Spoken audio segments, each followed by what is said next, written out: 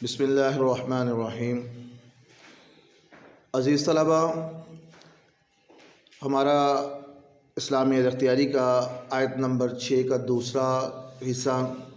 پہلے حصے میں ہم نے جو ہے اس آیت کا ترجمہ اور اس کی تھوڑی سی تفسیر کی تھی۔ اس کے اندر اس آیت میں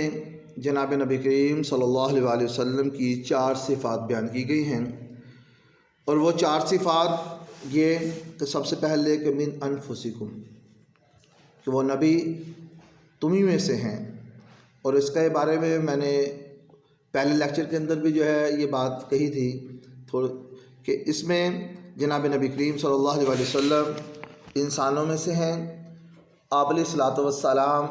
کیونکہ نبی بنا کے بھیجے گئے تھے، اور کوئی بھی نبی جو ہے وہ انسانوں کے علاوہ کسی اور مخلوق میں سے نبی نہیں آیا، تو اس وجہ سے اللہ رب العزت نے یہاں پہ یہ فرما دیا کہ اے انسانوں، تمہارے نبی جناب محمد رسول اللہ صلی اللہ علیہ وسلم کو میں نے تمہیں میں سے بنایا۔ لیکن یہاں پہ میں نے ایک بات عرض کی تھی کہ جناب نبی کریم صلی اللہ علیہ وسلم عام انسانوں کی طرح انسان نہیں ہیں، وہ اعلیٰ و عرفہ ہیں، تمام انسانوں سے بہتر ہیں، اور درجے کے اندر، مقام کے اندر آپ صلی اللہ علیہ وسلم سب سے اعلیٰ و عرفہ ہیں۔ دوسری جو صفت تھی وہ یہ عزیز علیہ ما عنتم، کہ مسلمان جس چیز میں مشقت میں پڑتے ہیں تو اس مشقت کے اندر مسلمانوں کو جو مشقت ہوتی ہے، جو تکلیف ہوتی ہے، اس کی وہ جو چیز ہے وہ جناب نبی کریم صلی اللہ علیہ وسلم پر گراں گزرتی ہے، اور اس کو دور کرنے کے لیے، اس مشقت کو، اس تکلیف کو دور کرنے کے لیے جناب نبی کریم صلی اللہ علیہ وسلم پوری زندگی کوشاں رہے۔ اور اس کے اندر سب سے بڑی تکلیف یہی کہ تمام انسانوں کو جہنم کی آگ سے بچا کر جنت میں لے کے جانے والے بن سکیں۔ حریص علیکم تیسری صفت ہے، اس کے اندر جناب نبی کریم صلی اللہ علیہ وسلم نے ہر قسم کی خیر خواہی، نفع رسانی کی خاص طرف تھی۔ آپ صلی اللہ علیہ وسلم کسی بھی حالت میں، جناب نبی کریم صلی اللہ علیہ وسلم کسی بھی حالت میں لوگوں کو جو ہے وہ نفع پہنچانے کے لیے اور ان کی خیر خواہی چاہنے کے لیے کوشاں رہتے تھے، اور اس کے اندر صرف نبی علیہ الصلوۃ والسلام انسانوں کے لیے نہیں بلکہ جانوروں کے لیے بھی رحیم تھے۔ آگے پھر بالمؤمنین رؤوف الرحیم، اس کے اندر نبی علیہ الصلوۃ والسلام کی یہ خاص صفت یہ بیان کی گئی کہ اس میں آپ صلی اللہ علیہ وسلم کو رؤوف الرحیم کہا کہ آپ صلی اللہ علیہ وسلم تمام مخلوقات کے لیے رحیم بھی تھے اور مہربان بھی تھے اور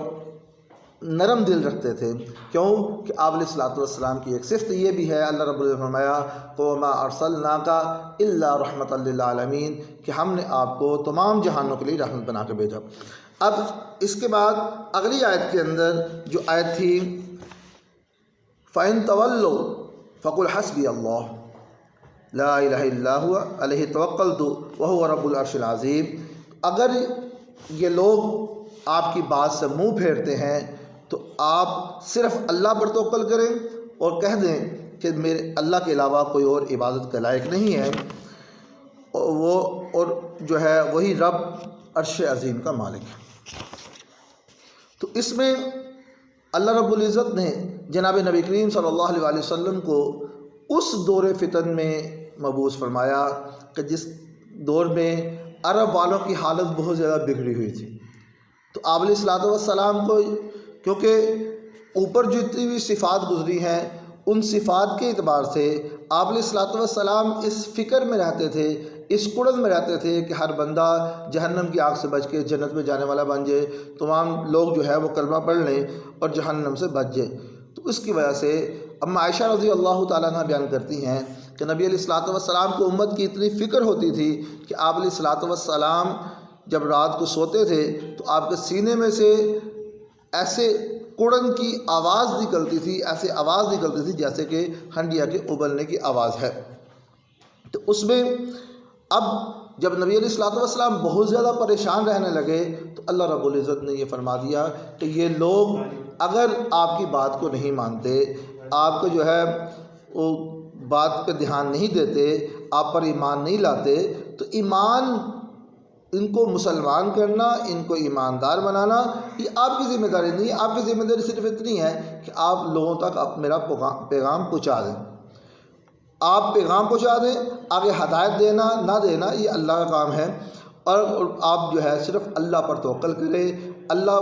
کی طرف توجہ رکھیں، اور ان کو یہ کہتے رہیں کہ اللہ کے علاوہ کوئی اور عبادت کے لائق نہیں ہے، وہ عظمتوں والا ہے، عزت والا ہے، اور عرش عظیم کا مالک ہے۔ آج کے سبق کے اندر اتنا ہی، انشاءاللہ بفضل خدا اگلے سبق میں پھر ملاقات ہوگی۔ السلام علیکم۔